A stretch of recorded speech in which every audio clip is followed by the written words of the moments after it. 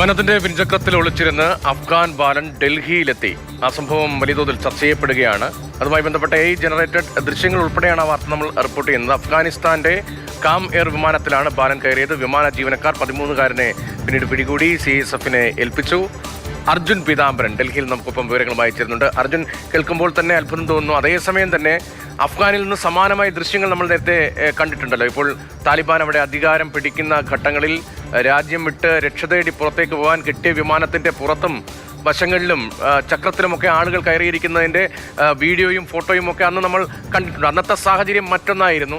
ഇപ്പോൾ ഈ ബാലൻ എങ്ങനെയാണ് വിമാനത്തിൽ ഇങ്ങനെ ഒരു സാഹസിക യാത്ര നടത്താനുള്ള സാഹചര്യം ഉണ്ടായത്?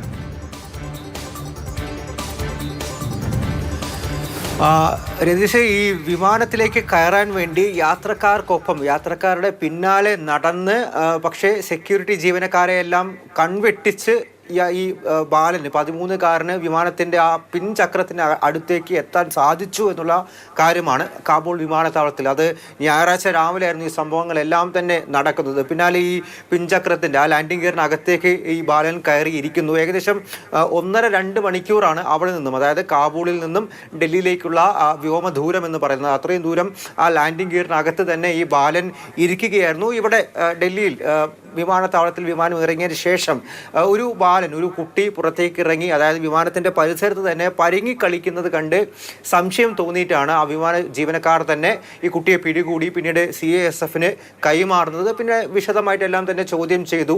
ആ ചോദ്യം ചെയ്ത സമയത്താണ് ഇത്തരത്തിൽ കൗതുകത്തിൻ്റെ പുറത്ത് വിമാനത്തിലേക്ക് കയറി എന്നുള്ള കാര്യം. മാത്രമല്ല, ഇന്ത്യയിലേക്ക് വരാനായിട്ട് ഈ ബാലൻ ഉദ്ദേശിച്ചിരുന്നില്ല. ഇറാനിലേക്ക് പോകണമെന്നുള്ളൊരു ആഗ്രഹമായിരുന്നു ഈ ബാലന് ഉണ്ടായിരുന്നത്. അതും കൗതുകത്തിൻ്റെ പുറത്താണ്.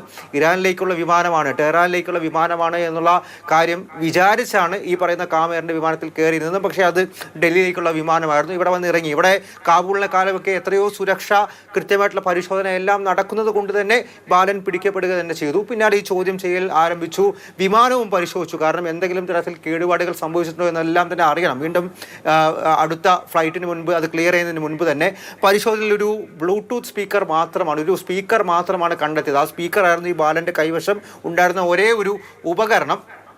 എന്തായാലും അതിന് പിന്നാലെ 12:30, അതായത് ഞായറാഴ്ച ഉച്ചയ്ക്ക് 12:30 അഫ്ഗാനിസ്ഥാനിലേക്കുള്ള ആ വിമാനത്തിൽ തന്നെ, അതായത് ഈ കാമേർ ഇങ്ങോട്ട് വന്ന അതേ വിമാനത്തിൽ തന്നെ ബാലനെ തിരിച്ചയക്കുകയും ചെയ്തിട്ടുണ്ട്. അത് ഈ വിശദമായിട്ടുള്ള ചോദ്യം ചെയ്യലിനും പരിശോധനയ്ക്കും എല്ലാം ശേഷമാണ്. ഒരുപക്ഷെ ഇതിൻ്റെ ഗൗരവം എത്രത്തോളം ആയിരിക്കുമെന്നൊന്നും ആ ബാലന് അറിയില്ലായിരിക്കും. തെഹ്റാനിലേക്ക് പോകാൻ ഉദ്ദേശിക്കുന്നു, പിന്നാലെ കയറി വിമാനം മാറിപ്പോകുന്നു, അങ്ങനെ ഇന്ത്യയിലേക്ക് എത്തുന്നു. പക്ഷേ എത്രത്തോളം അപകടമായിരുന്നു എന്നുള്ള കാര്യം കൂടിയുണ്ട്. 90 മണിക്കൂർ വിമാനമാണ്. അതിൽ അതിതീവ്രമായിട്ടുള്ള തണുപ്പ്, ഓക്സിജന്റെ കുറവ്, ഇതെല്ലാം തരണം ചെയ്യണം. ഒരുപാട് ആളുകൾ ഇത്തരത്തിൽ മരണപ്പെടുന്ന വാർത്തകൾ നമ്മൾ മുൻപും റിപ്പോർട്ട് ചെയ്തിട്ടുണ്ട്. മുൻപും ഇതിന്റെ ദൃശ്യങ്ങൾ കണ്ടിട്ടുണ്ട്. ഞെരുങ്ങിപ്പോകുന്നത്, ഈ ലാൻഡിംഗ് ഗിയറിന്റെ അകത്തിരുന്ന് ഞെരുങ്ങിപ്പോകുന്നതെല്ലാം പലപ്പോഴും നമ്മൾ കണ്ടിട്ടുള്ള വിഷയം തന്നെയാണ് മുൻകാലങ്ങളിൽ.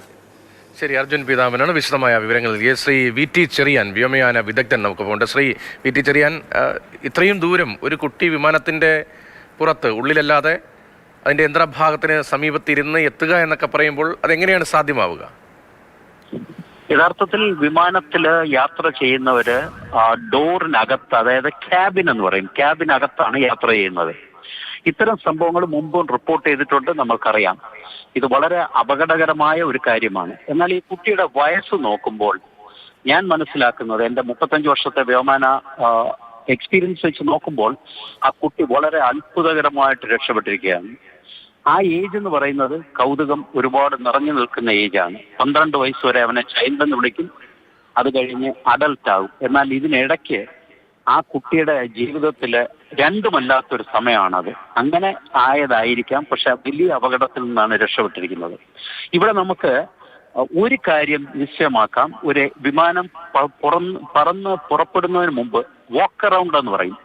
എഞ്ചിനീയേഴ്സും അതിന്റെ കോ പൈലറ്റ്സും ചുറ്റും നടന്ന് ടോർച്ച് അടിച്ചൊക്കെ നോക്കേണ്ടിയിരിക്കുന്നു. അത് നോക്കിയില്ല എന്നുള്ളത് നിശ്ചയമാണ്. നോക്കിയിരുന്നെങ്കിൽ ഇത് കണ്ടേനെ. എന്തായാലും ഇന്ത്യയെ അഭിനന്ദിക്കണം. ഇന്ത്യ ഗവൺമെന്റ് സെക്യൂരിറ്റി സിസ്റ്റം വളരെ നല്ലതാണ്. വന്നിറങ്ങിയപ്പോൾ തന്നെ അത് കണ്ടിരിക്കുന്നു. അഭിമാനം തോന്നുന്നു. നന്ദി ശ്രീ VT ചെറിയാൻ പ്രതികരിച്ചതിന്. ഇത്തരം സംഭവങ്ങൾ നേരത്തെ റിപ്പോർട്ട് ചെയ്യപ്പെട്ടിട്ടുണ്ട്. പക്ഷേ കുട്ടിയാണ്, മറ്റ് അസ്വാഭാവികതയില്ല. അപകടകരമായ യാത്രയായിരുന്നു. ജീവൻ രക്ഷപ്പെട്ടു എന്നത് തന്നെ ആശ്വാസകരം. പരിശോധനകൾക്കും ചോദ്യം ചെയ്യലുകൾക്കും ശേഷമാണ് കുട്ടിയെ തിരികെ നാട്ടിലേക്ക് മടക്കി അയച്ചിരിക്കുന്നത്.